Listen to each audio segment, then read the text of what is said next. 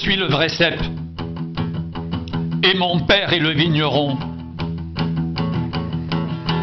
Tout sarment qui est en moi et qui ne porte pas de fruits le retranche. Et tout sarment qui porte du fruit, il l'émonde, afin qu'il porte encore plus de fruits.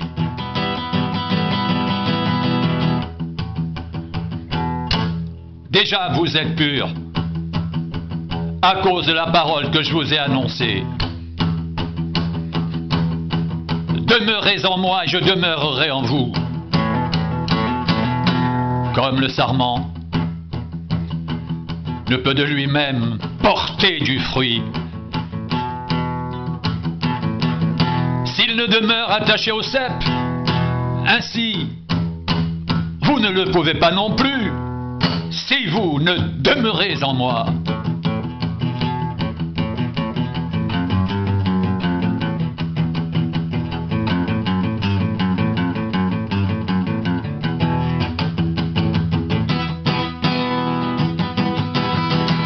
Je suis le cep. Vous êtes les sarments. Celui qui demeure en moi et en qui je demeure porte beaucoup de fruits, car sans moi vous ne pouvez rien faire.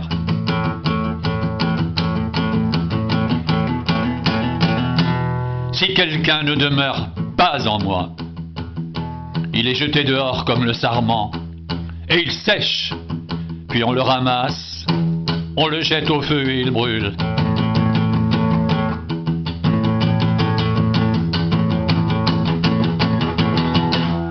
Si vous demeurez en moi,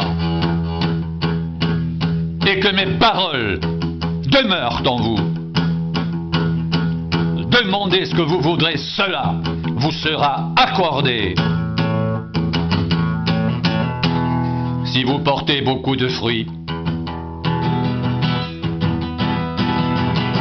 c'est ainsi que mon Père sera glorifié et que vous serez mes disciples.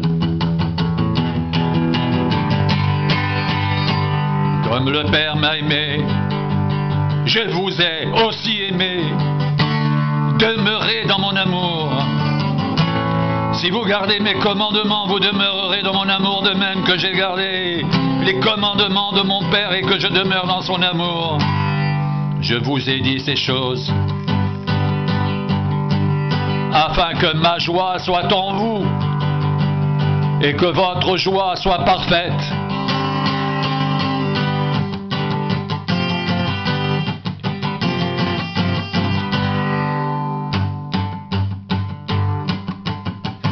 C'est ici mon commandement. Aimez-vous les uns les autres comme je vous ai aimé. Il n'y a pas de plus grand amour que de donner sa vie pour ses amis. Vous êtes mes amis si vous faites ce que je vous commande. Je ne vous appelle plus serviteur, parce que le serviteur ne sait pas ce que fait son maître. Mais je vous ai appelé ami, parce que je vous ai fait connaître tout ce que j'ai appris de mon Père. Ce n'est pas vous qui m'avez choisi, mais moi je vous ai choisi. Et je vous ai établi afin que vous alliez et que vous portiez du fruit et que votre fruit demeure, afin que ce que vous demanderez au Père en mon nom, il vous le donne. Ce que je vous commande, c'est de vous aimer les uns les autres.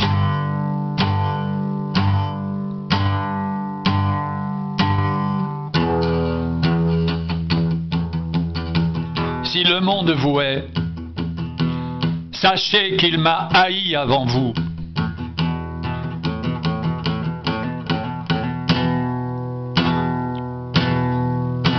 Si vous étiez du monde, le monde aimerait ce qui est à lui, mais parce que vous n'êtes pas du monde et que je vous ai choisi du milieu du monde, à cause de cela, le monde vous hait.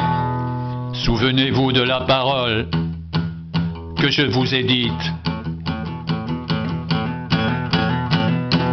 Le serviteur n'est pas plus grand que son maître. S'ils m'ont persécuté, ils vous persécuteront aussi. s'ils ont gardé ma parole, ils garderont aussi la vôtre.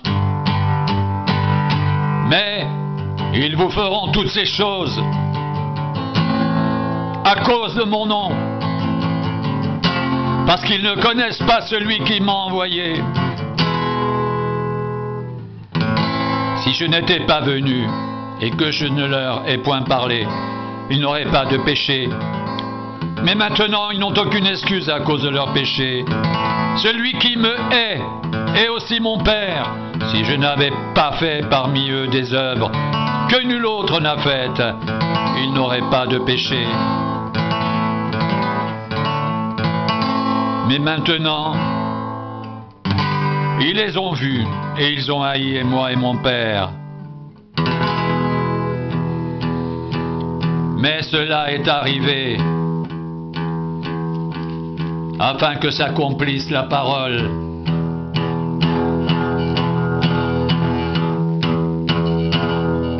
qui est écrite dans leur loi. Ils m'ont haï sans cause.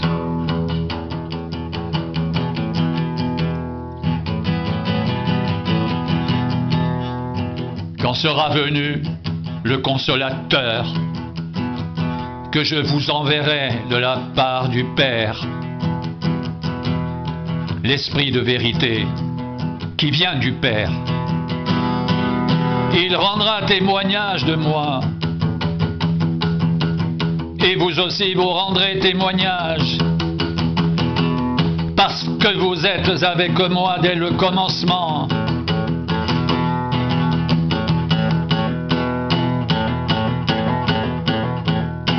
Je vous ai dit ces choses afin qu'elles ne soient pas pour vous une occasion de chute.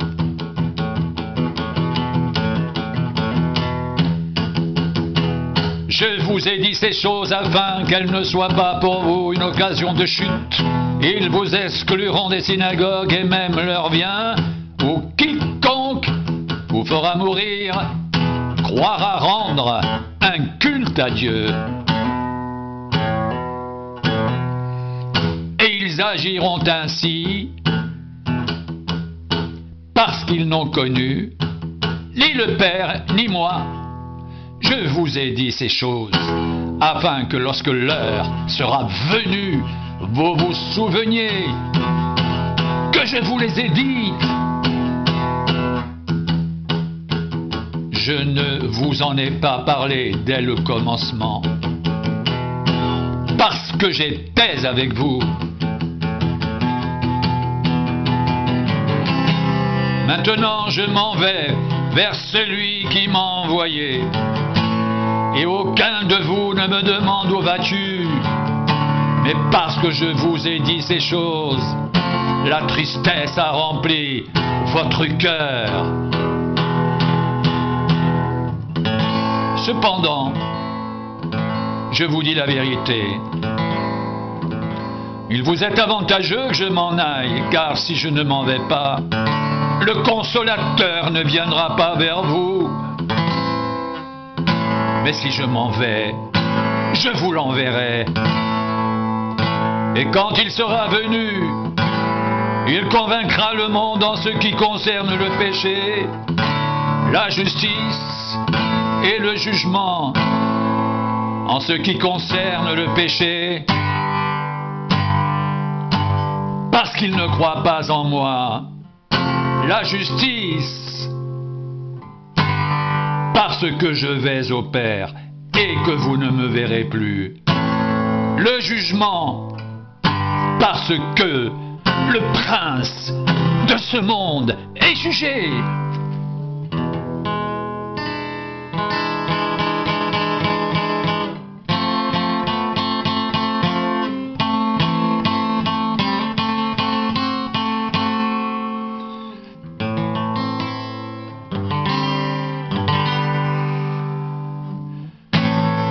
J'ai encore beaucoup de choses à vous dire, mais vous ne pouvez pas les porter maintenant.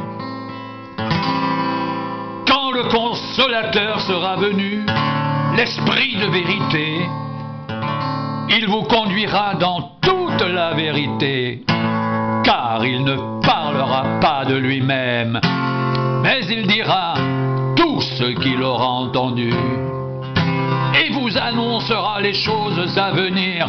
Il me glorifiera parce qu'il prendra de ce qui est à moi et vous l'annoncera. Tout ce que le Père a est à moi. C'est pourquoi j'ai dit qu'il prend de ce qui est à moi et qu'il vous l'annoncera.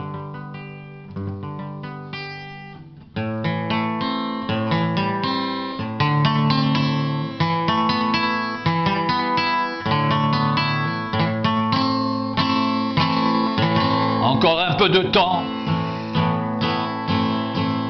et vous ne me verrez plus, et puis encore un peu de temps et vous me verrez, parce que je vais au Père.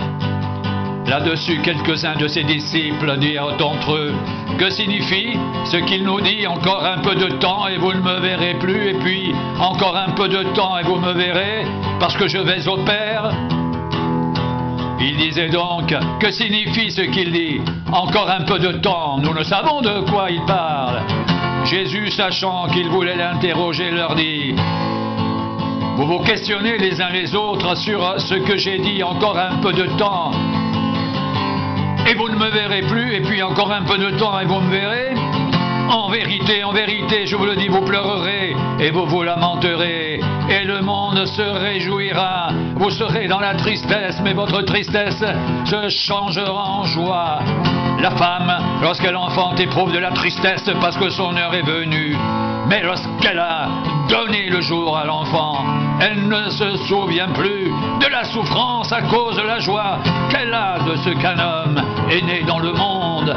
Vous aussi donc, vous êtes maintenant dans la tristesse. Mais je vous reverrai, votre cœur se réjouira, et nul ne vous ravira votre joie. En ce jour-là, vous ne m'interrogerez plus sur rien. En vérité, je vous le dis, ce que vous demanderez au Père, il vous le donnera en mon nom. Jusqu'à présent, vous n'avez rien demandé en mon nom. Demandez et vous recevrez, afin que votre joie soit parfaite.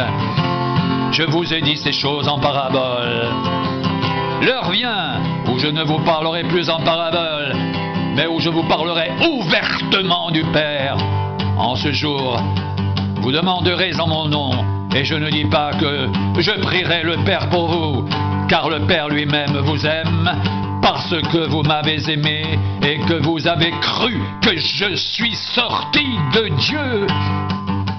Je suis sorti du Père et je suis venu dans le monde maintenant. Je quitte le monde et je vais au Père.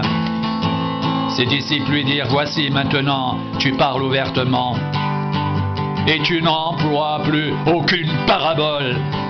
Maintenant nous savons que tu sais toutes choses et que tu n'as pas besoin que quelqu'un t'interroge. C'est pourquoi nous croyons que tu es sorti de Dieu. Jésus leur répondit: vous croyez maintenant? Voici, l'heure vient, elle est déjà venue, où vous serez dispersés chacun de son côté, et où vous me laisserez seul. Mais je ne suis pas seul, car le Père est avec moi. Je vous ai dit ces choses afin que vous ayez la paix en moi. Vous aurez des tribulations dans le monde, mais prenez courage, j'ai vaincu le monde.